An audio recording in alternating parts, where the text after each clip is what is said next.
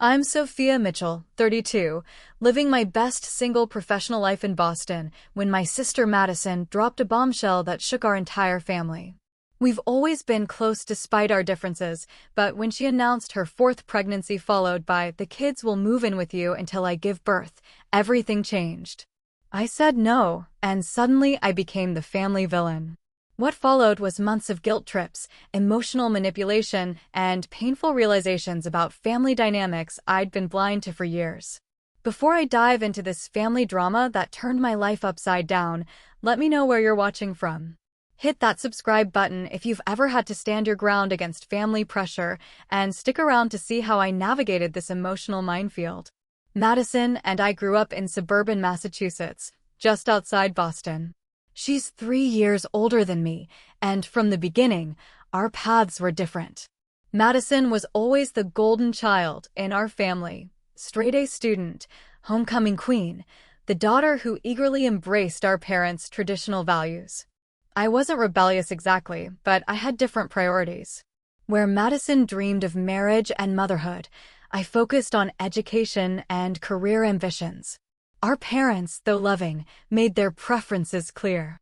Madison's choices were celebrated while mine were tolerated. "You'll change your mind about having children someday," became their constant refrain as I pursued my marketing degree and then MBA. After college, Madison followed the expected path. She met Brian at 23, married him within 6 months, and promptly started having children. Ethan came first when Madison was 24, followed by Lily 2 years later, and then Connor 3 years after that. With each birth announcement, our parents' joy was effusive while I received subtle nudges about my biological clock. Despite these undercurrents, I genuinely love being Aunt Sophia. I've been present for birthdays, school plays, and soccer games. I've babysat countless weekends and spent holidays creating special moments with my niece and nephews. My different life path never meant I valued family less. I simply expressed it differently. As the years passed, I noticed a troubling pattern emerging. My generosity as an aunt began to be taken for granted, then expected, and finally demanded. What started as occasional weekend babysitting evolved into Madison calling at the last minute, expecting me to drop everything because family comes first. When I would explain work commitments, Madison would sigh dramatically, "Must be nice to only worry about yourself." My apartment became the default solution for many of Madison's problems. When their house was being renovated, Madison assumed the kids would stay with me for 2 weeks. When she and Brian wanted a weekend away, I was expected to host the children with minimal notice. Each time I accommodated, the next request grew larger. My home is my sanctuary. A modestly sized 2-bedroom condo in Cambridge that I purchased after years of saving. The second bedroom doubles as my home office, especially important now that my role as marketing executive involves regular work from home days. I've decorated it thoughtfully with artwork collected during my travels and created a space that reflects my personality. It's not designed for children, with my glass coffee table, cream-colored sofa, and carefully curated bookshelves. Last year, I received a significant promotion at work. I now lead a team of 12 people and manage our company's largest accounts. The role comes with greater compensation, but also significantly more responsibility and longer hours. I'm often on video calls with international clients early mornings or late evenings. My performance in this first year would determine future advancement opportunities. During this time, I also met Ryan. After years of casual dating, I finally connected with someone who understood my career ambitions while offering emotional support I didn't realize I'd been missing. 6 months into our relationship, things were becoming serious. We were carefully navigating the process of integrating our lives, with conversations about moving in together on the horizon. My parents continued their pattern of enabling Madison's behavior. When she complained about being overwhelmed with 3 children, they suggested I should help more rather than encouraging her to discuss childcare responsibilities with Brian. When Madison made pointed comments about my easy child-free life, they nodded in agreement rather than acknowledging my career accomplishments required sacrifice and hard work. The last time Madison imposed on my boundaries was just 3 months before the pregnancy announcement. She'd signed Ethan and Lily up for weekend activities on opposite sides of town, then called me Thursday night insisting I take Connor for the entire weekend because she and Brian were stretched too thin. When I explained I had an important presentation to prepare, Madison cried on the phone until I relented. That Sunday, when I returned Connor, exhausted after minimal work progress, Madison mentioned casually that she and Brian had enjoyed a much-needed date night at a new restaurant. These incidents created tension, but I continued making allowances because I valued my relationship with the children and wanted to maintain family harmony.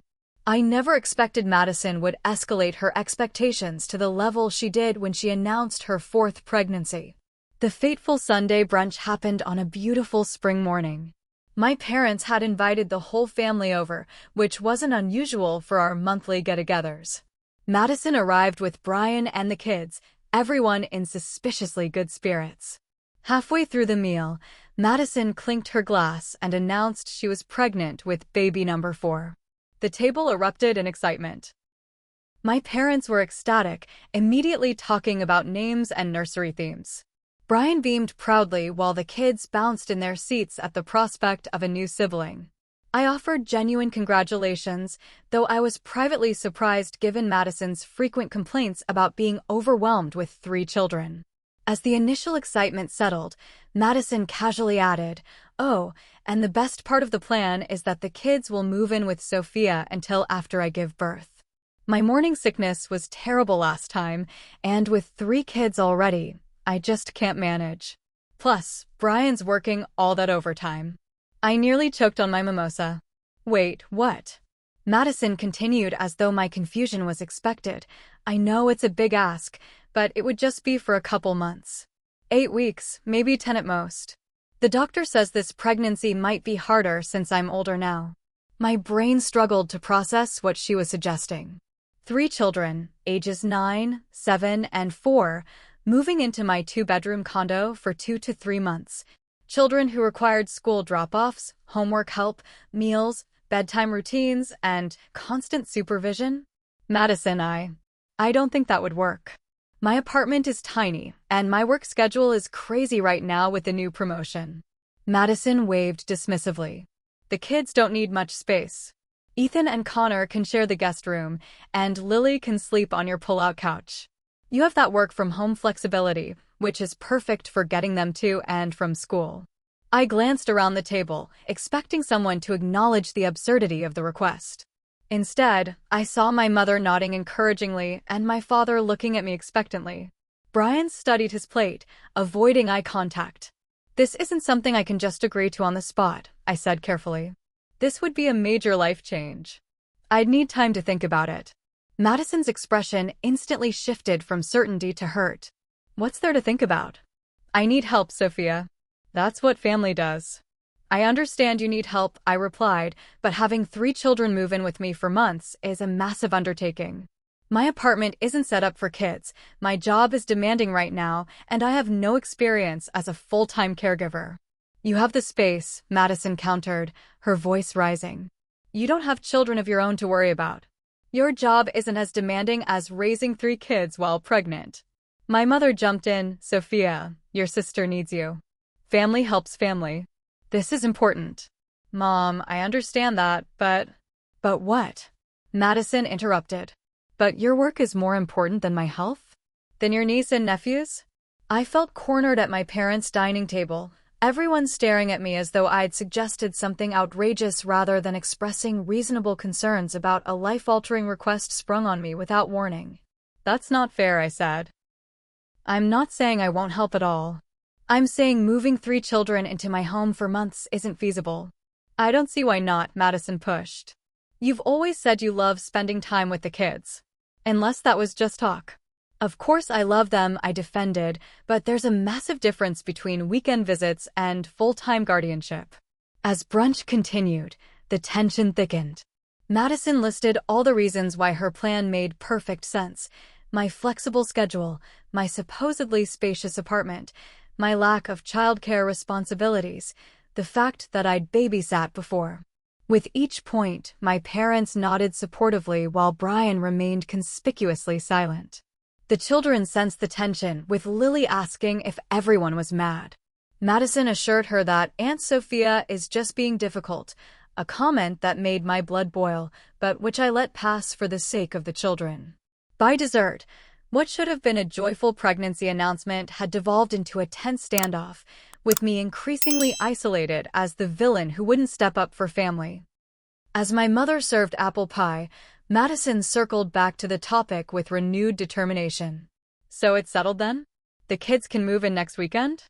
I'll start packing their essentials. I put down my fork, took a deep breath, and made my position clear. Madison, I'm sorry, but no. I cannot have 3 children move into my apartment for months.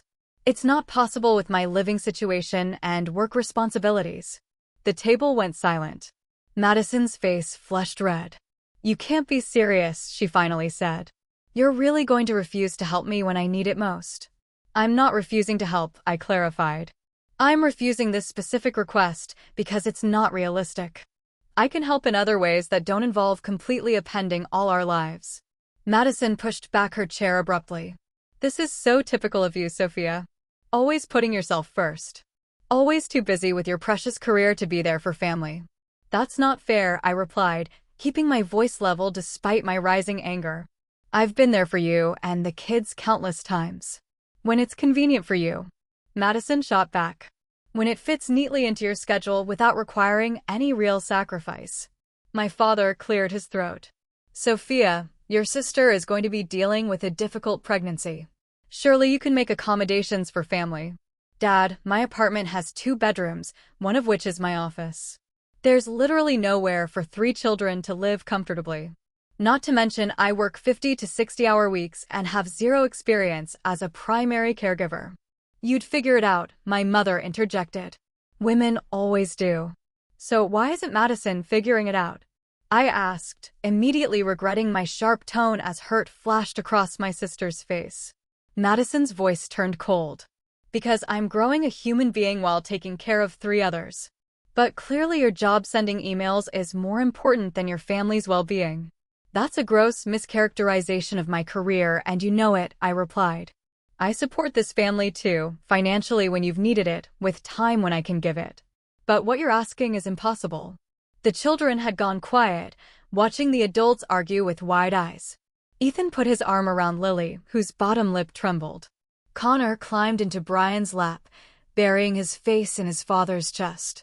Brian finally spoke, though his contribution wasn't helpful. Maybe we could work out a schedule? The kids could stay with Sophia during the week and come home on weekends. That's not a compromise, I pointed out. That's still me becoming a full-time guardian to 3 children, just with weekend breaks.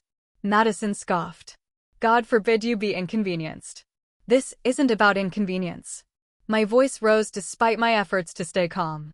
This is about what's realistic and what's best for the children. They need stability, not to be shipped off to their aunt's unsuitable apartment because their mother decided, without any discussion, that was the solution. Unsuitable? Madison seized on the word. So now your perfect little home is too good for my children. That's not what I meant and you know it. My home is unsuitable for housing 3 additional people long-term. Remember when I let you stay with us for a month after your breakup with Alex? Madison countered. I didn't complain about space then. That was different. I was 1 adult sleeping on your couch, not 3 children needing complete care. I've supported you through every crisis and career move, Madison continued, ignoring my point. The one time I really need you, you're too selfish to step up. My mother dabbed at her eyes with a napkin. Sophia, I raised you better than this. Family comes first. Always. The weight of their collective disappointment pressed down on me. For a moment, I nearly gave in, as I had so many times before. But something stopped me, perhaps the realization that if I capitulated now, the boundary violations would never end. I'm sorry you feel that way, I said quietly, standing up. I love this family, but I cannot agree to this arrangement. I should go. Running away as usual, Madison muttered. I gathered my purse, apologized to my father for leaving early, and kissed each of the children goodbye. As I headed for the door, Madison called after me, "When you're old and alone, don't expect anyone to take care of you." The drive home was a blur of tears and anger. My phone began buzzing before I even reached my apartment. Text messages from my parents expressing their disappointment, from Madison accusing me of betrayal, even from Brian suggesting I reconsider for the sake of family harmony. That evening, my mother called. "Sweetheart, I know Madison sprung this on you, but she's really struggling. Could you just think about it more? Maybe for a shorter time?" "Mom, it's not about the time frame. It's about the fundamental unreasonableness of the request and how it was presented as a decision already made rather than a question." "She's pregnant and emotional," my mother defended. "You need to be the bigger person." As the week progressed, my certainty wavered under the barrage of family pressure. Was I being selfish? Should I sacrifice my needs, my space, my career progress for family? The guilt was overwhelming at times, but each time I imagined the reality of the situation, 3 children in my small space, my work calls interrupted by childcare emergencies, the complete absence of personal time or space, I knew my decision was right, even if painfully so. The week following the brunch was one of the most difficult of my life. What began as disappointed texts evolved into a coordinated pressure campaign that tested every boundary I tried to establish. Madison called daily, her approach cycling between tearful pleas, cold anger, and guilt-inducing comments about the children. Ethan asked why Aunt Sophia doesn't want us to stay with her. What am I supposed to tell him? My mother took a more direct approach, showing up unannounced at my workplace on Wednesday with lunch to discuss the situation. Seated in the small visitor area of our office, she kept her voice low, but her words were pointed. "Your sister is having a high-risk pregnancy. The doctor is concerned about her stress levels. Is your job really more important than her health? Than the baby's health?" When I explained again that it wasn't about importance, but practicality, she sighed heavily.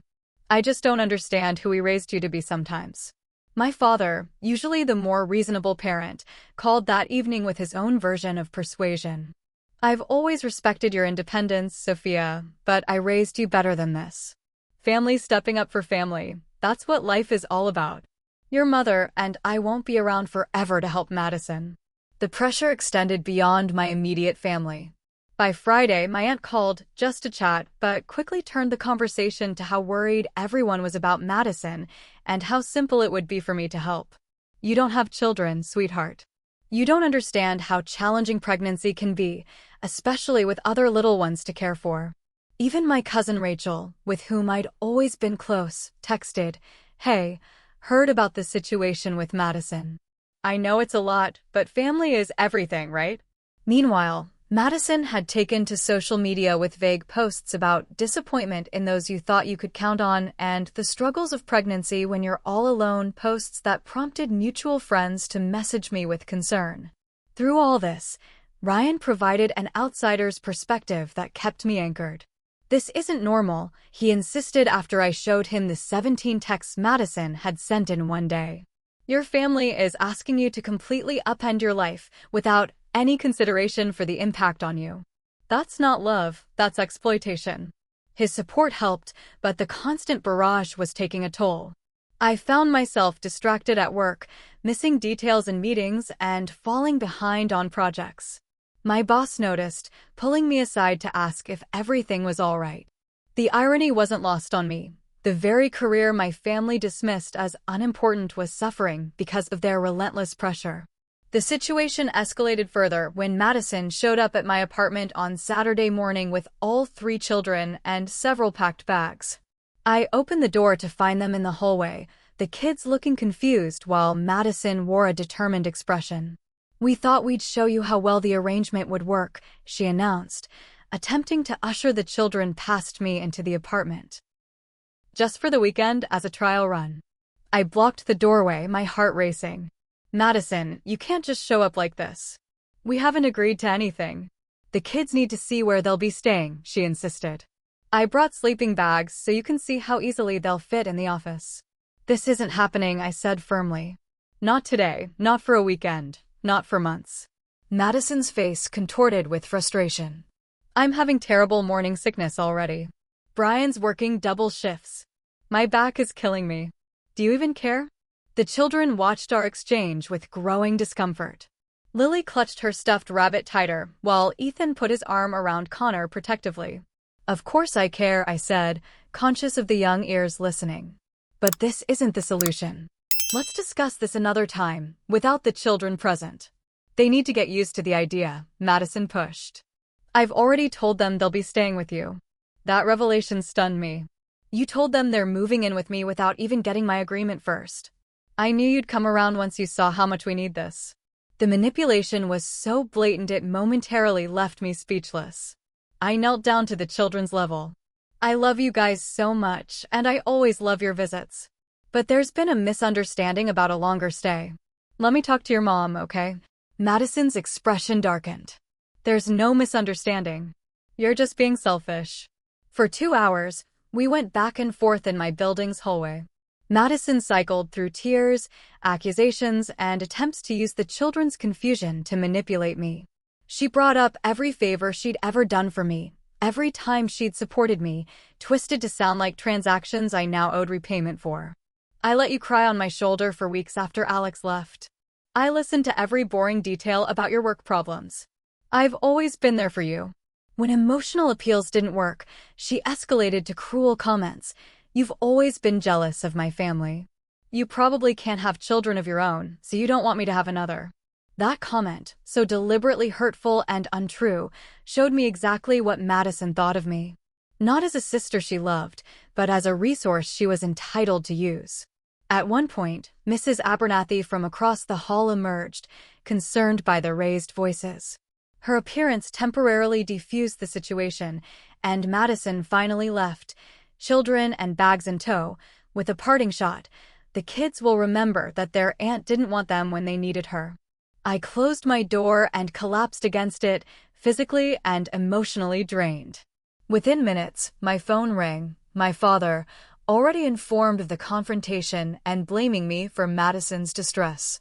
Your sister left here in tears. The children are confused and upset. Was that really necessary, Sophia? That evening, Ryan came over with takeout and a sympathetic ear. As I broke down recounting the day's events, he held me while I finally released the emotions I'd been controlling. I feel like I'm going crazy, I sobbed. Am I the unreasonable one here? Am I a terrible person for saying no? You're not crazy, and you're not terrible, Ryan assured me. Your family has normalized treating you as the solution to all their problems. That's not healthy for any of you.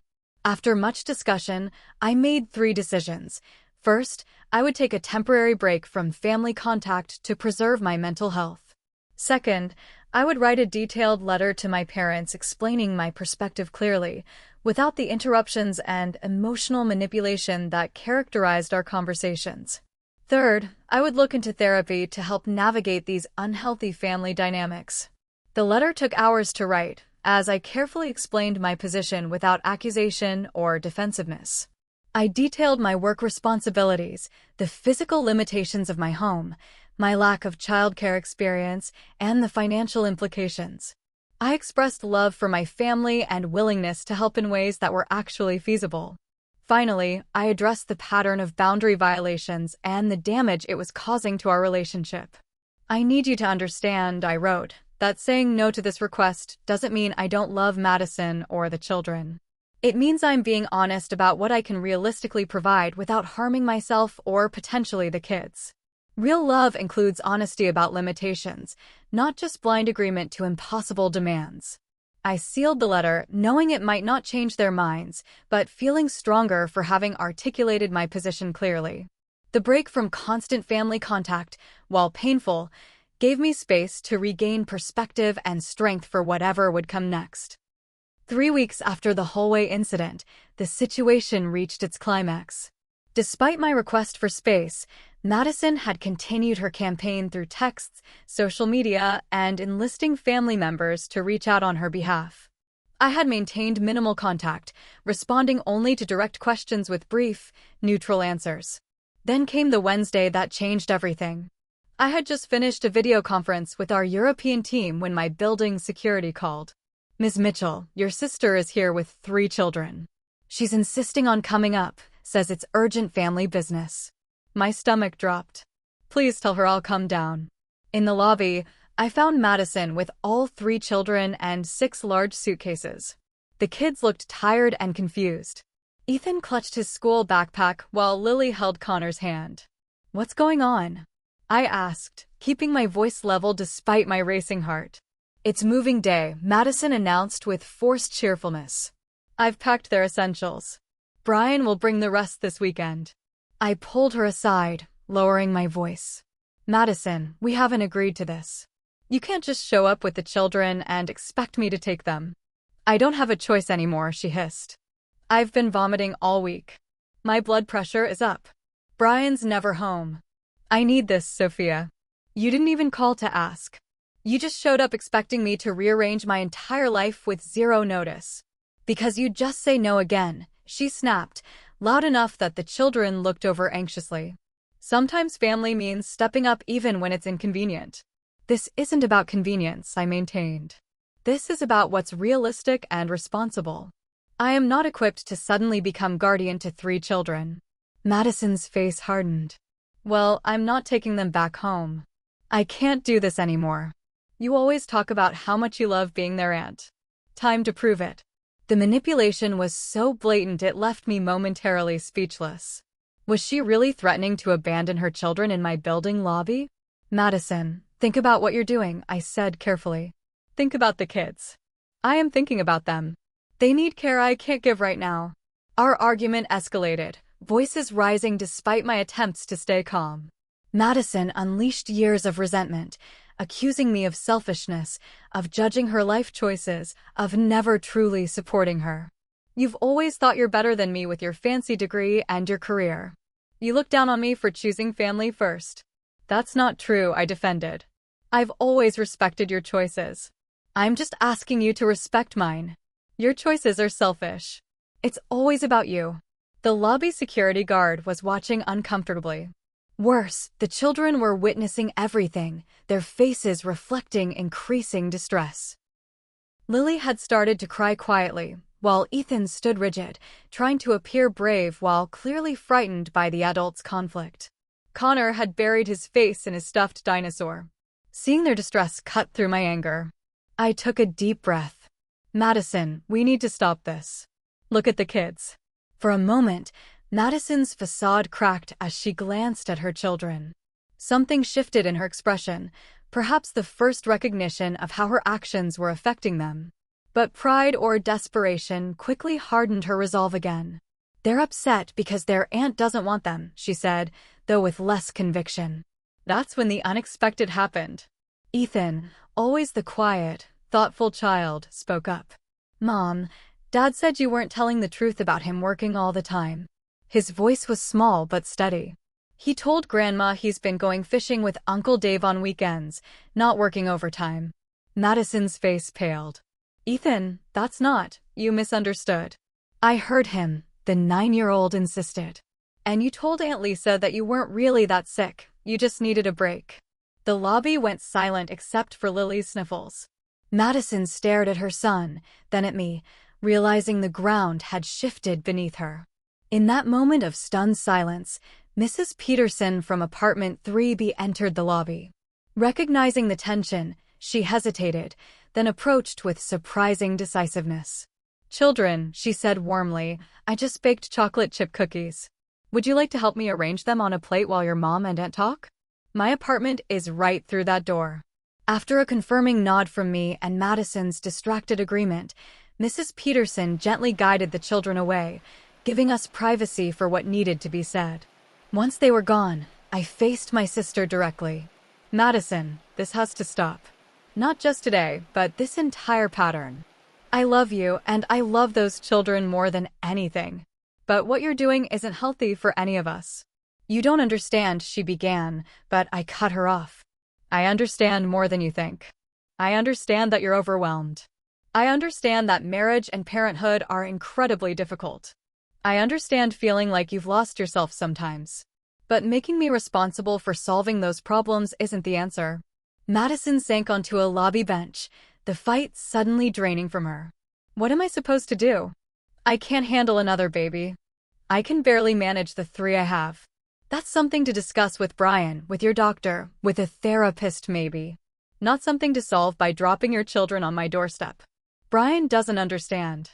He thinks everything is fine.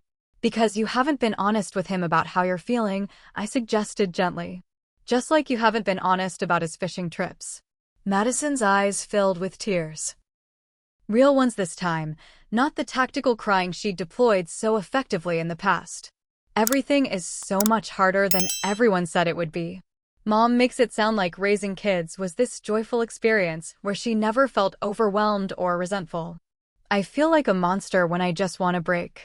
That vulnerability, the first genuine emotion she'd shown in weeks, created an opening. We talked for nearly an hour in that lobby, having the first honest conversation we'd had in years. Madison admitted to exaggerating her pregnancy symptoms to gain sympathy and help. She confessed her resentment of my freedom and career success. I acknowledged my occasional judgment of her choices and my failure to recognize the depth of her struggle. When we finally collected the children from Mrs. Peterson's apartment, something fundamental had changed between us. The solution wasn't resolved, but the manipulation had stopped. For the first time, we were seeing each other clearly. That evening, after Madison and the children left, my father called, his voice tense. Your mother and I are very disappointed in how you handled things today. Dad, with all due respect, you don't know what actually happened today. Madison wasn't honest about several things, including Brian's supposed overtime work. What does that mean? I explained what Ethan had revealed, along with Madison's eventual admissions. The silence on the other end of the line stretched so long I thought we'd been disconnected. Finally, he spoke, his voice different. I need to think about this. We'll talk soon. It wasn't acceptance or understanding, but it was the first crack in the united front my parents had presented against me. That night, I slept better than I had in weeks, knowing that while the road ahead would be difficult, at least now we were dealing with truth rather than manipulation. In the week following the confrontation, I channeled my energy into researching alternatives that could actually help Madison without requiring me to become a full-time guardian to 3 children. I consulted with my friend Jenna, who worked in family services, explaining the situation and asking for resources. This happens more often than you'd think, Jenna assured me. Caregiver burnout is real, especially with multiple young children. There are services designed specifically for this situation. Together, we compiled a comprehensive list of practical options. I researched local mothers' helper programs where teenagers could assist Madison after school hours.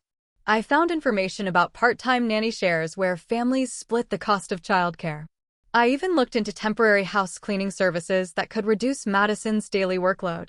The most promising option came from an unexpected source. When Brian's mother Helen called to discuss the situation, I prepared myself for another guilt trip.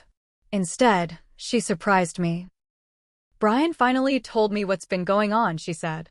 I had no idea Madison was struggling so much, or that he wasn't being honest about his time away from home. Helen lived about 30 minutes from Madison and Brian. Recently retired from teaching, she had free time and energy, but had been keeping her distance because Madison always insisted they had everything under control. Now that the facade had cracked, Helen offered to help regularly with childcare and household management. I've been wanting more time with my grandchildren anyway, she said. This seems like the perfect opportunity. With Helen's permission, I added her offer to the document of solutions I was preparing. Rather than just saying no to Madison's demand, I could now present a thoughtful analysis of alternatives that addressed the real needs without requiring unreasonable sacrifices from anyone. Meanwhile, I had begun seeing Dr. Levine, a therapist specializing in family dynamics. In our sessions, I gained invaluable insights about the golden child pattern in our family and how it had shaped both Madison's entitlement and my excessive accommodation. You've been trained to believe your needs matter less, Dr. Levine observed. That's why saying no feels so difficult and guilt-inducing for you. But healthy relationships require mutual respect for boundaries. These insights helped me prepare for the inevitable conversations with my family. The first breakthrough came with my father, who called to suggest meeting for coffee. At the cafe, he seemed older somehow, less certain of himself than I'd ever seen. I spoke with Brian, he began. And with Helen. I'm beginning to think I might have, misunderstood some things. Like what, Dad? He stirred his coffee, avoiding my eyes. Like how much Madison exaggerates when she wants something. Like how Brian hasn't actually been working all those overtime hours. I waited, letting him find his way to what he needed to say. Your mother and I may have enabled certain behaviors in Madison, he finally admitted. We wanted to support her choice to have a family, but perhaps we've been overcompensating. It wasn't a full acknowledgement of how unfairly I'd been treated, but it was a start. For the first time, my father was seeing the pattern that had shaped our family dynamics for decades. I'm not saying I won't help Madison, I explained carefully. I'm saying we need solutions that work for everyone, including the children. He nodded slowly. I'd like to see that list of alternatives you mentioned. My mother proved more resistant to changing her perspective. When I attempted a similar conversation with her, she maintained that sisters should help each other no matter what. However, even she couldn't ignore the revelation about Brian's fishing trips or Madison's admission of exaggeration. I just want everyone to get along, she said repeatedly, unable to acknowledge her role in fostering the imbalance between her daughters. The most surprising ally emerged in Brian himself. After what must have been several difficult conversations with Madison and his mother, he called me directly, something that had rarely happened in all the years of our family's intertwining. I owe you an apology, he began awkwardly. I should have spoken up at that brunch when Madison sprung this plan on everyone. It wasn't fair to you. Why didn't you? I asked, genuinely curious rather than accusatory. He sighed heavily. Honestly, it's easier to let Madison get her way than to deal with the fallout when she doesn't. I've been taking those fishing trips just to get some peace. Not proud of it, but that's the truth. His candor opened the door to a more honest relationship between us, one where we could acknowledge the challenges of dealing with Madison's stronger personality without demonizing her. About a month after the lobby confrontation, Madison's doctor confirmed what I had suspected. Her pregnancy was progressing normally with no high-risk factors. The medical necessity for the children to live elsewhere had been largely invented to strengthen her case. Through all this, my relationship with Ryan deepened significantly. He had seen me at my most vulnerable and stressed, yet remained supportive without trying to fix everything. He respected my process of working through family issues without withdrawing or judging. When he suggested we consider moving in together in the future, it felt like a natural progression rather than a reaction to crisis. Most importantly, I was learning to stand firm in my own worth without feeling selfish or guilty. At work, this translated to more confident leadership and clearer communication with my team. In my personal life, it meant honoring my needs alongside others rather than automatically relegating them to last place. The children remained my priority through all this. I made sure they understood that the adult disagreements weren't their fault and that my love for them never wavered. We established a regular schedule where they would visit my apartment one weekend a month, a boundary that felt manageable for everyone and gave the children consistency they could count on. 2 months after the confrontation in my building's lobby, Madison gave birth to Abigail Rose, a healthy 7-pound baby girl with a shock of dark hair like her brothers.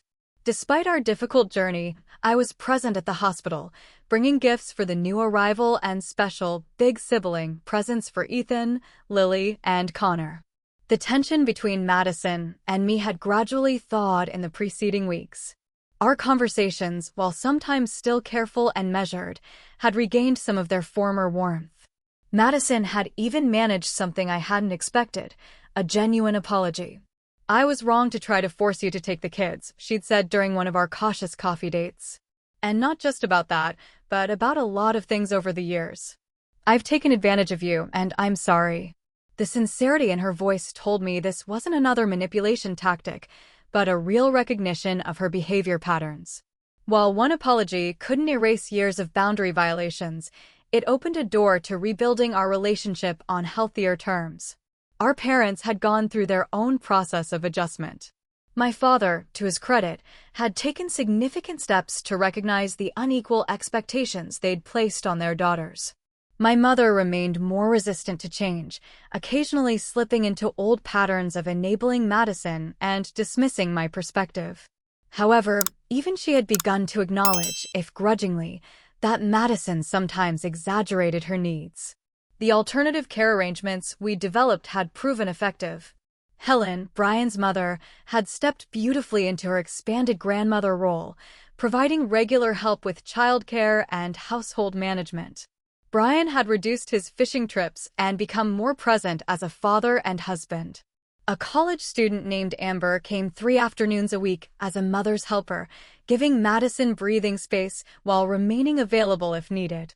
I maintained my role as devoted aunt, but with clearly defined boundaries. The monthly weekend visits gave me quality time with the children without overwhelming my space or schedule. When Madison needed additional help, we discussed it in advance rather than assuming my availability. Sometimes I said yes, sometimes no, but the requests were now reasonable and my decisions respected. The most profound change was internal. Through therapy and the painful growth of the past months, I developed a stronger sense of my own worth and right to boundaries. I no longer felt guilty saying no when necessary. I'd learned that true family support goes both ways, that healthy relationships involve mutual respect rather than one-sided sacrifice. You know what's strange? I told Ryan as we prepared dinner in what was now our shared apartment. In some ways, this crisis has actually strengthened my relationship with Madison.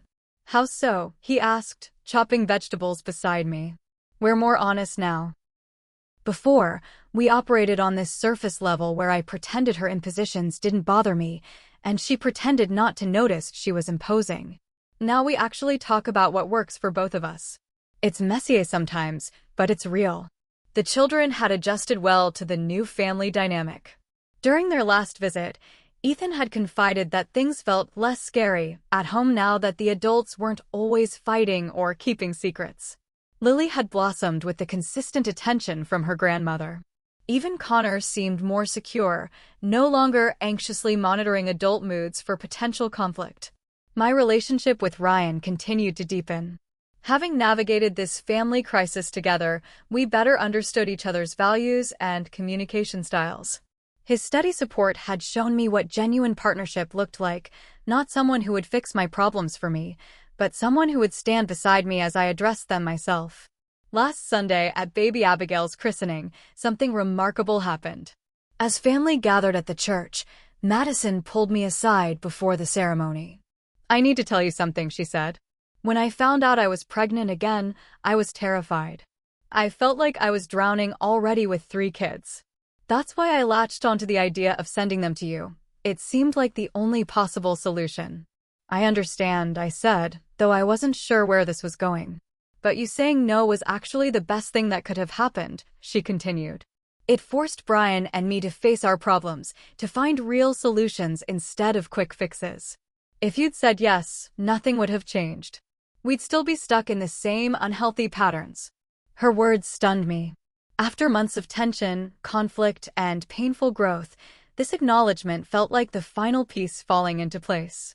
Not because I needed to be right, but because it confirmed that standing firm in my boundaries had ultimately benefited everyone, including Madison herself. As we rejoined the family for the ceremony, I looked around at the gathered faces, my parents, Brian's family, the children in their Sunday best, baby Abigail sleeping peacefully through her big day. So much had changed in the span of a few months, yet the core remained. We were family, imperfect and still learning, but connected by bonds that could withstand even the hardest truths. The greatest lesson I've learned through all of this is that sometimes love means saying no. That real relationships can survive honesty, boundaries, and even conflict. That standing firm isn't selfish when it's done with integrity and care. Have you ever had to set a difficult boundary with someone you love? I'd love to hear your experiences in the comments below. If this story resonated with you, please hit that like button and subscribe to my channel for more real-life stories about navigating complicated family dynamics. Thank you for listening to my journey, and remember, sometimes the hardest boundaries to set are with the people we love most, but they might just be the ones that help everyone grow stronger.